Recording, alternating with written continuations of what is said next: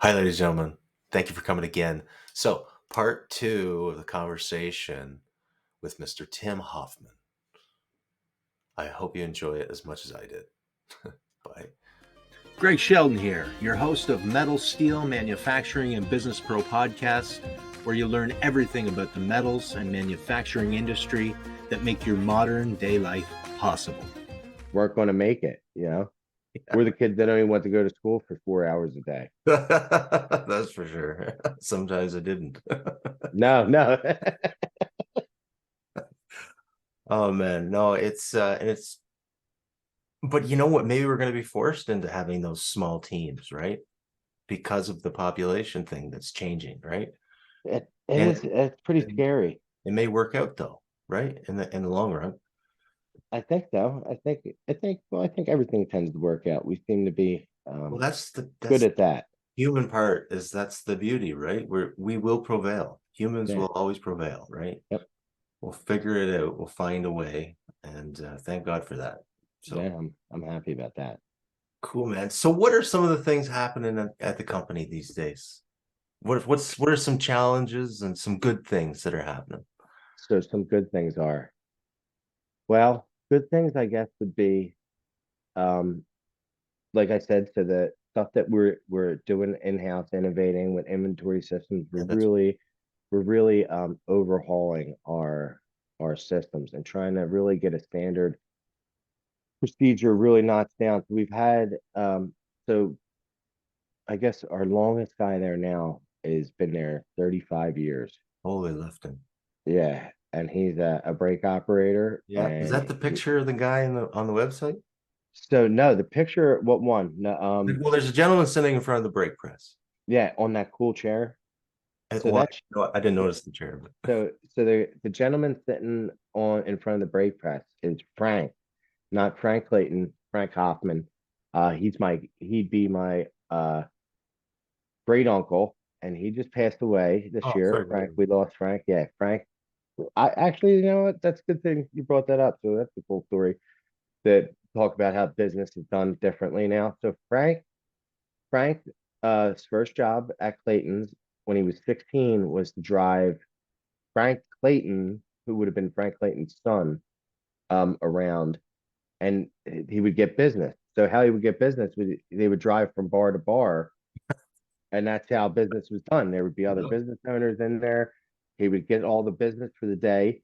The next morning, Frank would pick them up in the morning. They'd drive down to the office. He'd bring everybody all the work.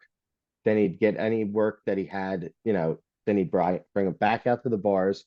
They'd go, he'd be betting people one football team and go to the next bar, bet the guy the opposite football team, so he never had to pay anybody. But so Frank started doing that, and then Frank started bending, I guess probably when he was like 18. Right. And then he operated the brake for 50 years. Man, 50 years. And he was like, that was his favorite line. Houdini couldn't bend that. So that guy you're seeing there, that chair he did is a one made out of one piece of aluminum, and it's bent. It was like a ribbon chair that we did a prototype for that they ended up I think shipping off to Italy or something, having pumped out. But let me just see if I can get the thing here. I'm curious to look at it right now. yeah, it's pretty cool. It's one whole piece. Let me just go to your profile here.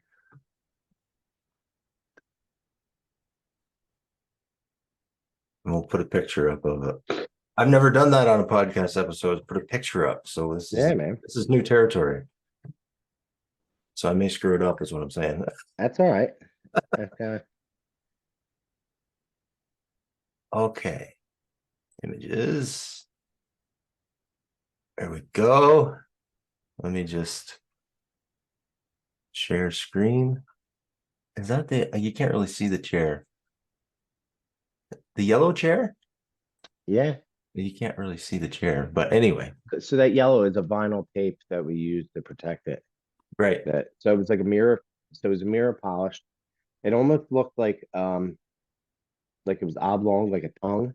And it had a split up the middle. So then it was bent off the top of my head, I believe it was bent all the way down and came back, and then it was bent all the way over and down. So Frank didn't operate via technology. There you go. Yeah, so you can't.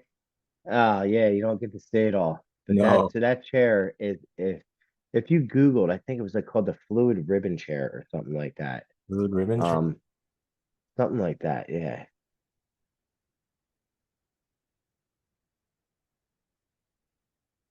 Aluminum? Yeah, there was a guy that. That Yeah, is, there it is. that's There it. it is. That's it. That is it, man. There it is, ladies and gentlemen. Yeah, so you can find there's a pretty cool article somewhere on it. I don't know where it is, but and it talks about being made there. They embellished a little bit in the article about I think I forget what they used, but Frank bent that thing. And Frank didn't bend with CNC. Frank didn't bend, he was old school. So he did that on a coining break with it was like on a bumping setting. So it was just continually hitting and he just Yeah. worked that thing. That's And he was proud of that. You see him, he sat in that chair, man. He was, and that was Christ, he had to be about 60 something when he did that. cool. And he I, was there forever. Frank was a good guy, man. Frank was my grandfather's brother. So there was three brothers there at one point. Four. My uncle Ray, my uncle Frank, uh, my uncle Charles, and then my grandfather Ed. It was pretty interesting because it so would be. we got to the Claytons where my my dad great aunt married Frank Clayton and they didn't have kids. Oh, So then she took over way before you saw a wow. lot of women owners. She took over. Then she ended up getting a brain tumor. Oh dear. Oh, it gets better though. So this happened, maybe she was in her 60s or 50s. Yeah. So she outlived the next three neurologists that told her she was going to pass away from the tumor.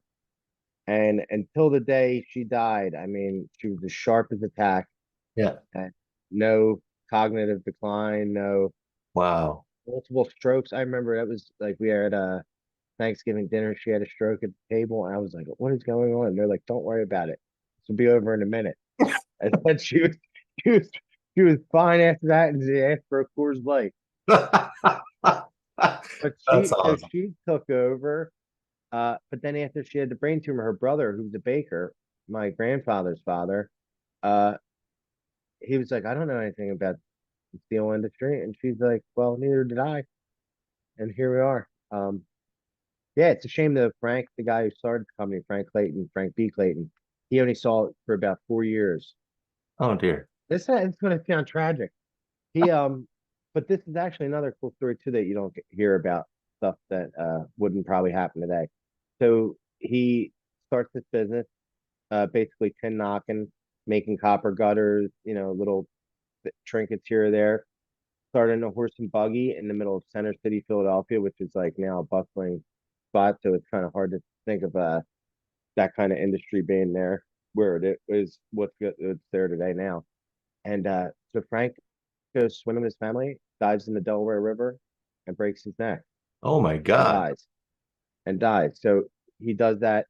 He's only 4 years into the business.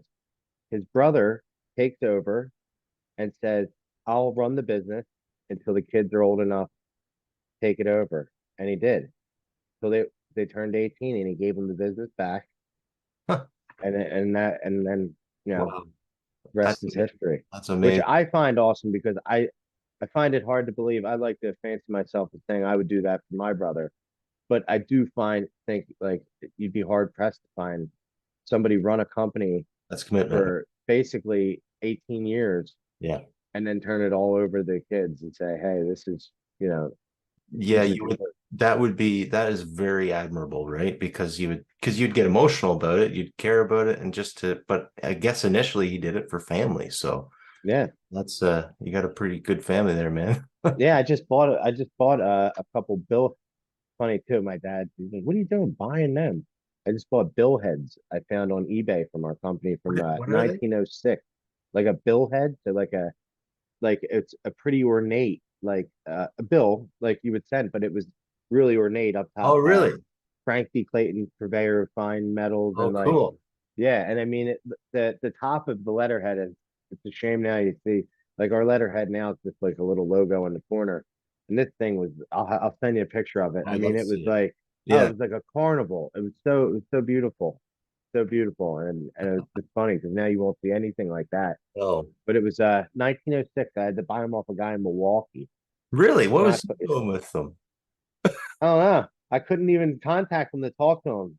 So I have a Zippo of ours from 1964, a Zippo lighter. Really? Yeah, That's that's pretty awesome. cool in the box. I bought that off eBay, and then a couple bill heads. So there's one I'm trying to hunt down again, where it's a bill head with our company and a horse and buggy on the front of it. So, So I'm trying to, because for whatever reason there was a lot of stuff that's one thing I don't like. There's a lot of stuff that wasn't kept. I'm like, man, we could have, some pretty cool history that we don't even know about. yeah, man.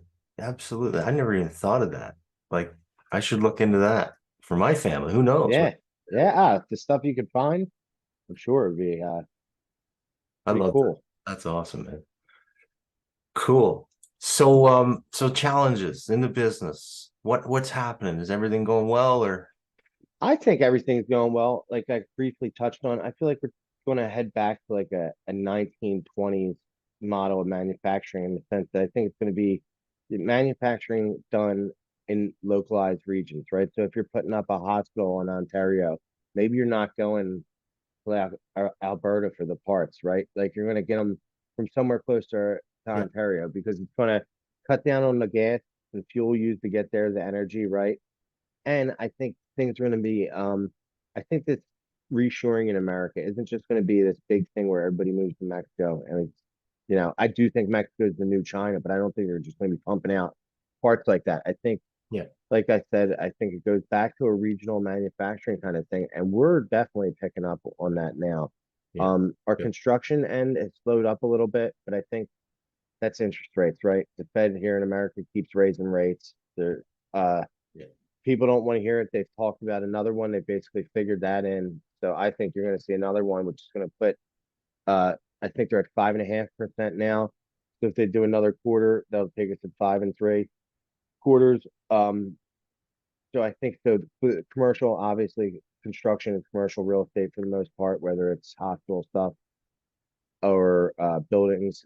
So I think that's slowed up slightly, and a lot of people we talk to don't see that coming back big until 2024. But we also do a lot of food stuff, and that's not stopped. So we do a lot of machinery for food processing, Hmm. and that's stayed strong throughout this downturn. But Yeah. I don't know where you guys are at in Canada, but I think we're probably like a year in. I think we're a year into a recession, no matter what they kind of tweak the definition of it. We're a year in, and I think we're probably another at least 6 months to a year till we get out of it. And I don't know if Yeah. we get out of it um, the way people typically think, where it's going to start booming again. I think it was a little bit of a different kind of recession where it's like exaggerated, right? Like everybody was waiting for this now and this hammer to fall. I think it's already been hitting us in the head, and we haven't even realized it yet because we are living. I think, like you said, people's priorities changed after COVID, Hmm. right? So I think people are in a different place too, where Yeah. maybe you don't even realize No, like I'm there. you're happy doing what you're doing, and that Well, people are thinking it was bad is probably just when things are bad. I think they continually feel bad. So I agree with that to a degree. Like my mindset is not to focus on that.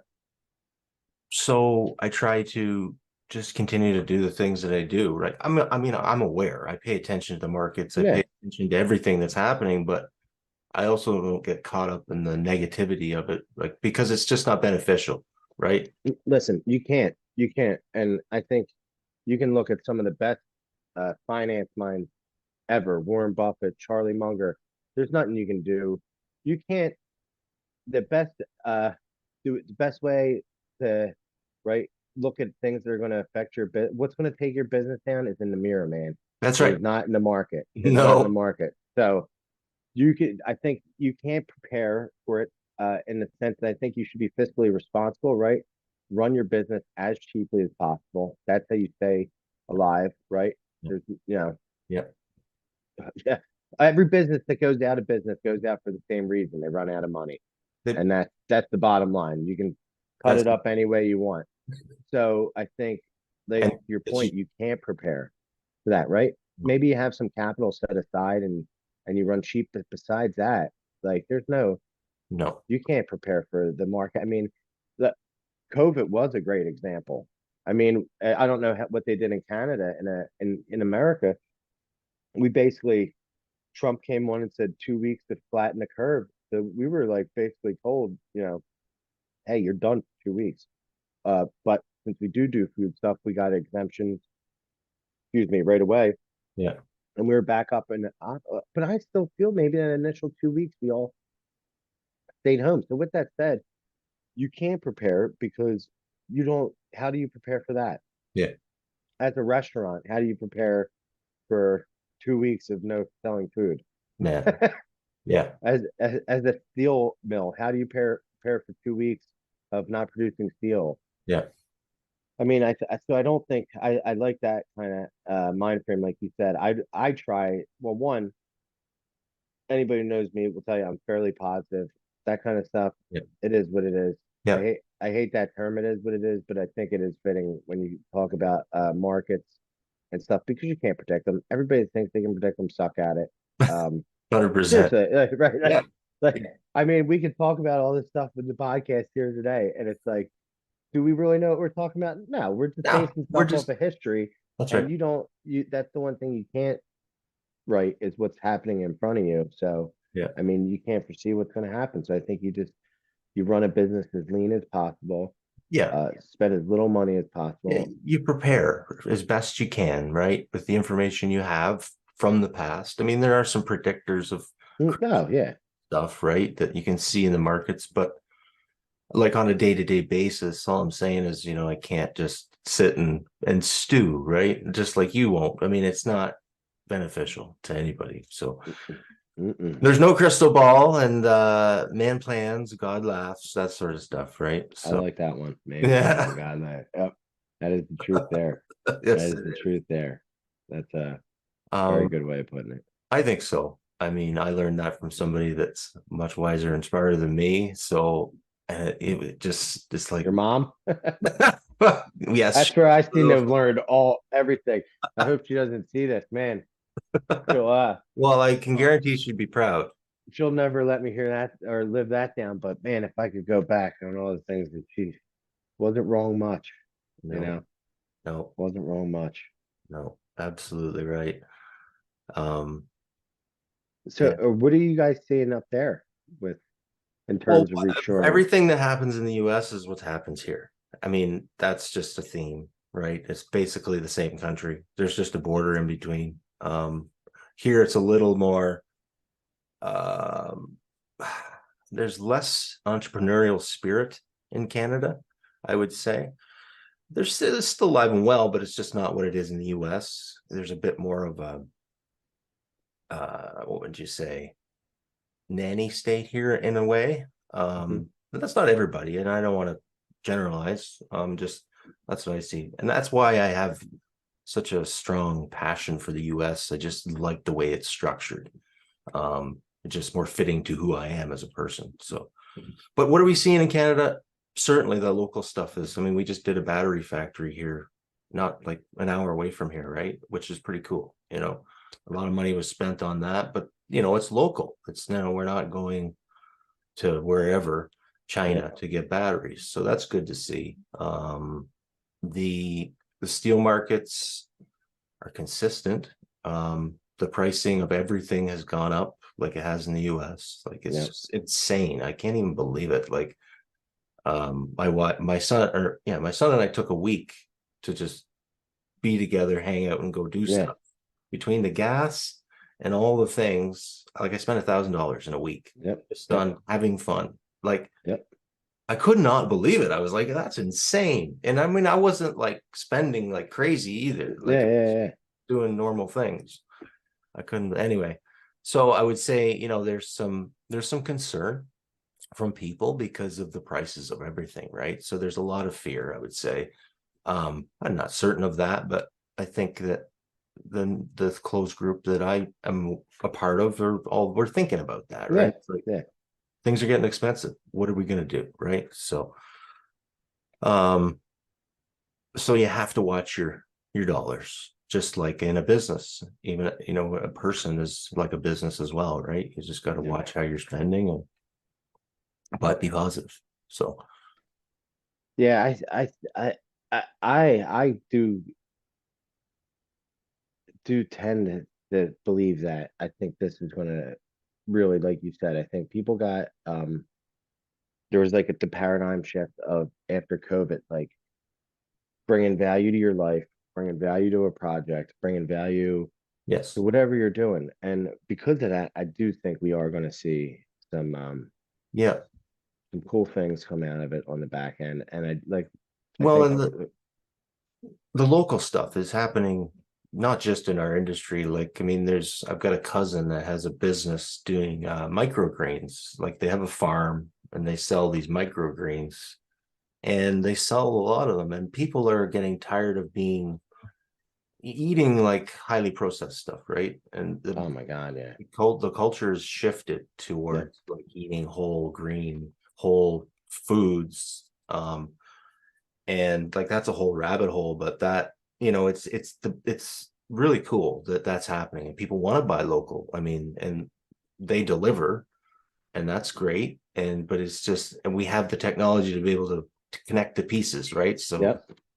you can go on the internet and buy them from them, and then they deliver them, and like, so people are thinking local, they want to buy local things, and I'm thankful for that, right? So yeah, man, It, people are changing, and it's good in a good way. that that is a good change, right? I think to get away from the big um well, they're almost to your point, like when we talked about earlier, and you're like, what do they do if they want to scale up? I think everybody wants to scale up, but I don't think anybody wants to be that big, right? To where it becomes this like where it's almost lost. Like the food, what happened to the food? Like, well, what happens? Like the companies become so big, and and I don't want to say a knock on capitalism, right? But No, because I'm not either. I love it's capitalism. dude, you can't get more capitalistic than me. Me either. I'm one of them opposite guys. I'm like, they don't even try it, man. Like when you talk about a free market, there's no bailouts. Like the free market is you're going under because you didn't service the market. That's, Like, yeah, you know. yeah. But so I think that like when they get that big, like it just becomes not sucking as much as the other one, right? And that food is a byproduct of that, right? That it Mhm. came to the point, like I don't want to, what do they say, shit where I eat, but Well, of course, like but you're not. I I mean, go to these food factories, some of them, and I'm like, man, if you saw what was in here, like you'd nobody would be eating this stuff. Like if you saw this place in action, man, like a raw meat factory is like the most overwhelming yeah, like and then one. smell, you know? Yeah, yeah, yeah.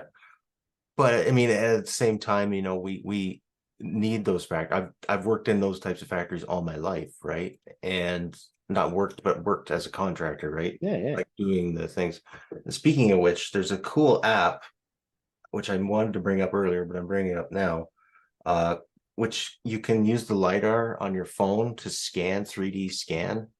Uh-huh. Like if you're building products in a production line and you need to Yep. know what that space is, Yeah. you can go back to the drawing board and design Yep. something around that, because I assume that's something that you do, or it's one of your guys does. Yep.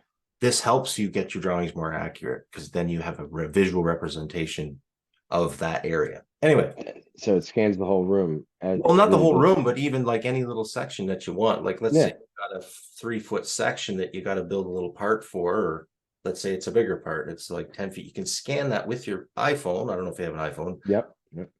and you can get that 3D representation of that That's pretty area. cool. I Yeah, didn't know that. That's yeah. pretty There's an cool. opportunity there, I think, and we can talk about that sometime. But anyway, we do need these food processing plants too, because I mean, we have to have a a balance, I think, between the high production stuff and the local stuff, because Yeah. we got to feed people, right? People need to be fed, and we can't go right back to everybody's on a farm. No, and I don't think that's, that's not probably not even beneficial for everybody, right? Yep, because it Because doesn't work no, it for doesn't work for everybody. And to your point, if you have a city, for example, like Los Angeles, there's no way no, there's no farm outside Los Angeles feeding Los Angeles. no. Um, but I do, it's popular here too. I do like the move towards, uh, you know, I mean, it's actually sustainability, right? Like the more the localized, we get, we're in Pennsylvania, so Lancaster County is like a big farm contingent Yeah, area with the Amish. I don't know if you're familiar with them. They're like yeah, yeah. I've so been down they're there. It's beautiful down dude, and it's like they're all about farming, right? So like there. you go there and you go down the roads, they're all on the side of the roads with their stands, fresh fruit, fresh produce, and it's like so I mean we're lucky in that sense that we're not, 30 minutes from like buying half a cow if we want. The, Yeah, yeah. I mean we live on a farm, but up the street they sell pigs. So that kind of stuff is good. But to your point, we do need the industrialized I think so. uh commercial food too. But I think if we all just, not a kumbaya moment, but took account for, you know, I think sustainability goals are actually going to help drive that kind of stuff. What you're saying, they're going to get people to kind of reduce the footprint. And when you reduce the footprint, how do you reduce the footprint? Well, we're going to reduce it by sourcing things that are closer to us, which then hopefully does, you know, Mhm. push more of a localized, and I don't want to say small, but smaller footprint. Yep, yep, absolutely, man. Cool. So, what did you learn from your mom? What didn't I learn from my mom? My mom, what I learned from my mom, I guess the biggest thing I learned from my mom is to be helpful, Very good. right? Yeah, I think my mom is probably the kindest person I've ever met. right. And I think because of that, I'm a better leader for it and a better person for it. So I think being kind. And Yeah. I think that sounds cliche, but my mom was like, she's still alive, so I shouldn't say was. um, she is like the epitome of like, the turn the other cheek, to not be, combative, where I can tend to be, not combative, but like, strong personality. So sometimes, Challenging. yeah, I can be Challenging. challenging. But I think, you know, she really just drove home, be grounded and work hard and, Yeah. to care and to try to lift people up. So, and I think that's what I try to do on a daily basis.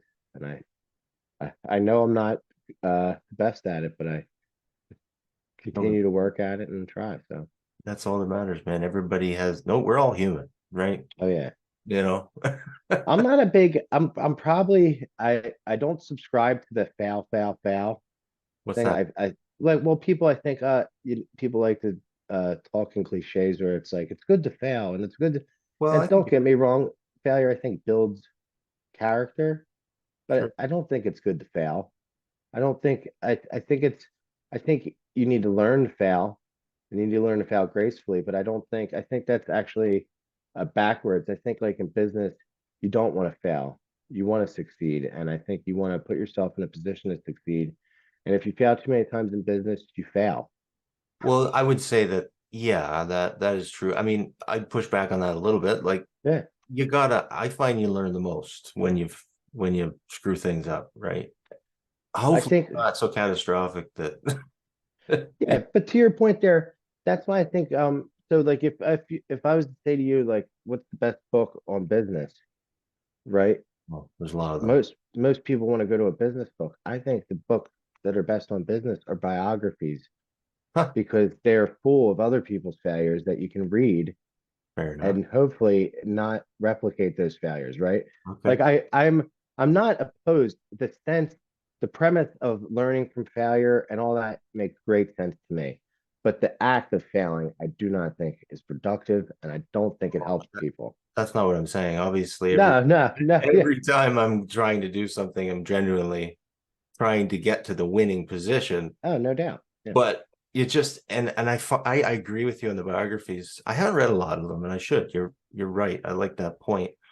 But also, it's the little things they don't describe in these biographies. It's the little things that you don't do. Like they give you the big picture, and that's great, and you need that. But it's the little tiny steps in between where I suck at. Like I'm bad at the little details, right? I know where the big thing can be, but Mhm. the little details. So that's what I mean by mistakes. It's those little things you screw up along the way to the bigger thing. So No, no, and yeah, I probably sound too harsh on that one. I'm not saying that it's all good. it's a bad thing. I just think people overvalue it, right? Where it's like you don't have to fail as much as everybody. Yeah, there's plenty of people who have failed and have written all about it and told you how to avoid it, That is true. right? And I think too that some of them biographies, so yeah, some do stink, but like I think like an unbelievable biography that kind of changed, blew my mind was Made in America, the story of Sam Walton. And I think when you read that, it's hard to not look at Walmart as a technology company after you read something like that. Okay. I'll I read it. mean, I haven't read it. I will. Sam Walton flew a plane to look at traffic patterns to figure out where to put stores. Wow. Like, I mean, this guy was way ahead of the time. No kidding. Totally not inclined to technology, but was hell bent on putting people around him that would force him to Yeah. do it. And he used to like to say, like, Yeah. you know, I didn't think of it, but I let the guy make the decision that did. Like, and I just think I think there's, so when you look at stories like him, or you look at uh what else is another, well, Saul Price. I just said to my wife, he's the guy from FedMart. So there you go. Stealing ideas, I think, is business practice that is taboo, but people don't realize the best businesses, they all admit, like, That's right. like that, like Sam Walton in that biography says, there isn't a good idea I haven't stolen. No, absolutely, man. And sometimes the best businesses are the second ones or the third ones to Oh try yeah. something new, right? Because Well, the it's like, do you want to be the first person in a space or the last mover in a space? yeah, Right. So to your point, like, is it the first business? So it's like we look at OpenAI now, but who's really creeping around that's gonna yeah, to really displace them? And I'm sure there's somebody, you know. for So sure. There's always, it's like when you're in the bar and there's always, you think you're the toughest guy, but there's always a guy tougher than you. yep, It's the yeah, same. yeah, same concept. Yeah. Yeah, Well, that's life, right? yeah, That's all like it's all power laws, right? 20% does the 80%. yeah, And that's with everything. That's with your flowers in the garden. yeah, 20% of the roses produce 80% of the flowers. And it's the same thing in business. 20% of the companies produce 80% of the revenue. yeah. And it's the same thing. I mean, it's everywhere, I think, in the world. And Yes. that's another, you know, Yeah. it's just so th- th- I yeah, I don't know. So what do you think about competition in What do I business? think about competition? Yeah. I say, I'm gonna give you all the things that I think are bad in business oh, that that's everybody good. else That's thinks good. That's are good. I think competition is the worst for well, no, business. no. I think there's two things to this. Competition is good because it tells you that there's demand for something. Hmm. It also keeps you honest, Hmm. in the sense of like you don't become the monopoly in the market. I think you should though. But I'm not saying you. I'm not done yet. Hmm. Competition is also, I believe, you should work with your competition, and everybody can win in the market in the same horizontal, sometimes verticals. Like let's take the metal industry, right? I Yeah. think they can all work together, and then who knows, sometimes things happen and you can buy that company, or they could buy you, or whatever, right? You could become, I think there needs to be a new approach to M&A, mergers and acquisitions Hmm. industry, where it's more of a collaborative, let's work let's make this industry better together instead of fighting over pennies. You know what I mean? Well, I think that's a good point you bring up, right? That's an interesting about working with your competition because I would subscribe to that, right? I think if you build up the market itself, Yeah, that's how you do it by working with the competition for sure. and your competitors. I do probably think different than most people where I don't think competition is the best thing in business. I think it drives down margins, It does. right? 100. The more competitors in a space will drive down the margins. Yep. We've talked about innovation. I don't think that comes from competition, right? I think what happens when people think innovation comes from competition, I think that's more of what happens there is you just actually end up making the same product and iterating little different pieces of it where I think the innovation comes from being forced to change, Yes. right? Well, yeah, it comes Like from, dying, that's right? right. Well, or a major pain point, right? Like, Yeah, yeah. can't stand doing this anymore. I need to change it. And Hmm. then you create something, right? That's what my experience has been. Has that been yours? Yeah, yeah. Like the Uh, inventory system? Like, is that what? and that inventory system started out as a book, then as an Excel spreadsheet, and then has finally gotten to this. And from a need, because what we do different is I get a lot of customers too. If I buy this, we charge everything by the pound.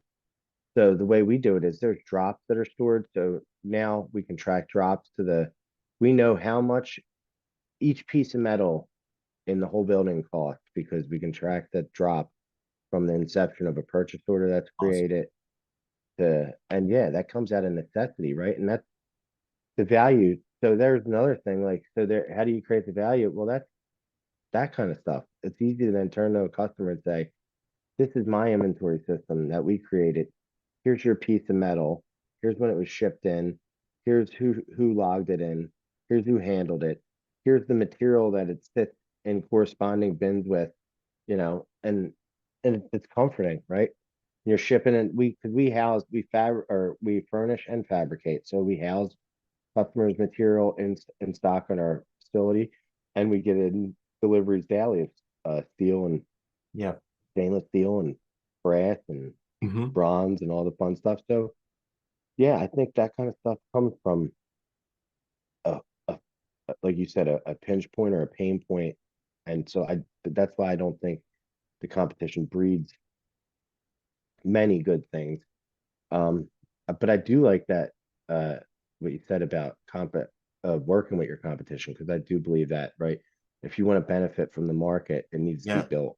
Well, I think, yeah, man, and that's part of a mission I have. Like, because I worked for so many guys over the years where it's like they always hated their competition, like hated them. And I was just like, what You're is doing the, something wrong. why do you have to hate people on, like, we're all in the same, we're all in this thing together. Like, why are you hating on the other They're, person? they're You know? scared, man, right? I mean, especially in our industry, you need to differentiate your commodity That's and right.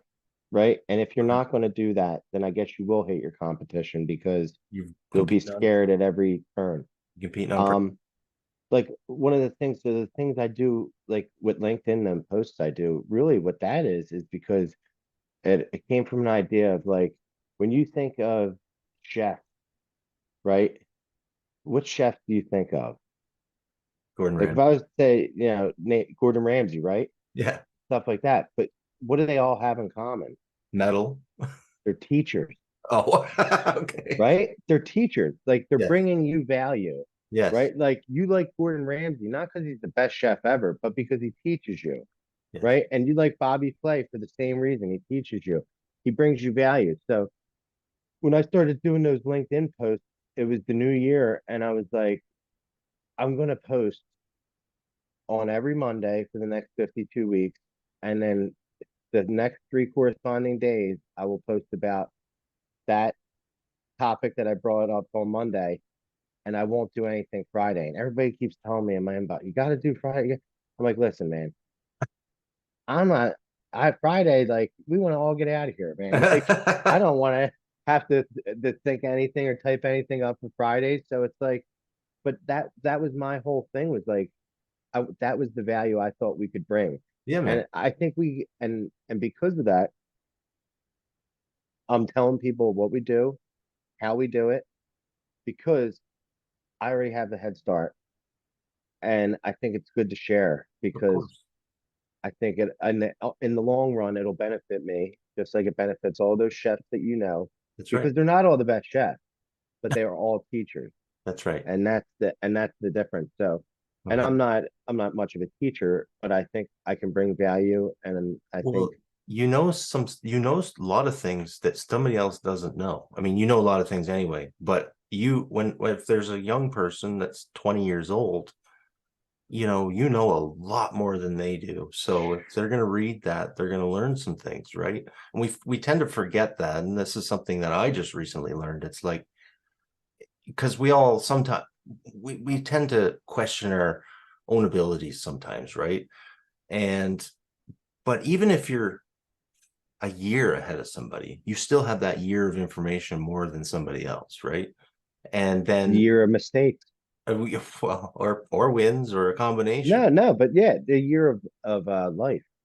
a year of life, and so you have something you can spread and share with them, right? So I agree. I agree. I love your posts. Keep doing them, I'm and I trying. I bet you will do more than 52. I probably will. I have a list. Uh, so I wrote out the 52 topics. Yeah, I've been going through them. So we do have some cool ones coming up. I'm working on an essay. So I'm an artist. I'm colorblind, which is weird. My wife is an amazing Chinese watercolor brush painter. yeah, So art is big in our family, and cool, I'm working on an essay where the intersection of art and metal meet because awesome. I think like as a custom manufacturer, we get to see. That's why I love custom manufacturing. Is people are like, you need to come up with some kind of part that you can just pump out, and I'm like, dude, I get to sit there. That ribbon chair that you saw, Yeah, um, we've done stuff for SpaceX, we've done stuff cool. for Tesla, we've done Challenger 7, I think it was, or something like that. We did this sweet monument for NASA, That's awesome. that we were part of. So it's like I've gotten to see so much cool stuff come through, that I would Yeah, never, yeah, I would never want to sit there and make, the same product over and over. No, no offense to companies that do, but man, I like there's something about, seeing something new for all sure. the time and getting to work on stuff that's, you know, pretty much some stuff nobody's even seen before because they're all concepts or, Yeah, what yeah. have you. And I'm an artist as well, and that's something that I'd like to do, and later in life is start doing like sculptures or whatever, right? There's a book for you to read then, The War of Art. And The and you war, what won't is it? The War of Art. The War of Art? Yeah. So not the art of war, the That's war of art. okay. Um, I keep telling my wife, same thing. I tell my wife she should quit her corporate job and start painting, man. And I tell anybody that, like, don't wait until you're older for that stuff, dude. Uh, get at it now, and don't stop doing what you're doing now. But No, you're you're right. probably a better person when you're doing it, right? Like, and my wife's a wonderful person, and I'm not saying you're a bad person, but I just know when she's painting on a regular basis, Yeah, she is in like it's like a drug. It yeah, really is. I'm yeah, sure it is a drug like dopamine or whatever going yeah, on, man. some kind of serotonin, but whatever it is Yeah. Well, this too, though, like, powerful. this is good too. Like the art of the conversation, right? Like it's a challenge, and like it was a personal challenge at the beginning, and it was also because it was something I was passionate about, the industry, but it's also morphed into like learning about people and like learning the art of flowing a conversation, and I really enjoy it. Like I Yeah. really enjoy it. Do you find it's just that you find something every time to improve on, Oh, for or sure. 100% yeah, every time. I don't typically watch the episodes. Like I'm not really interested in watching myself. yeah, Because I've already had the conversation, so I don't yeah. need, you You know. lived it. You lived it. It was the experience was Yeah, shared, right? Yeah. yeah. But yeah, I learned something. I but it's never exactly the same, and I like that, right? So the questions, I do prepare questions, but I never like, it's never like these are the exact questions I'm going to ask. Like it's just kind of a talking point. Like you can see here, they're just Yep. like, this is kind of where I want to go. Jumping off. But I didn't even, for the first hour we were talking, and I didn't even go here. I was just like in the moment, right? So Yeah. anyway, man, I really appreciate your time. I It's, really appreciate you having me on. I appreciate yeah, it. it's really nice to talk to you, and I love some of the stuff you're doing. Um, I would, let's keep talking, man. Likewise. Likewise, Greg. Okay, Would love. cool. Awesome, man. All right. Take care. Yeah, I'll be in touch soon. You got it. Be safe. Amen. Have a good one. You got it. Take care. Greg Sheldon here, your host of Metal, Steel, Manufacturing, and Business Pro podcast, where you learn everything about the metals and manufacturing industry that make your modern day life possible.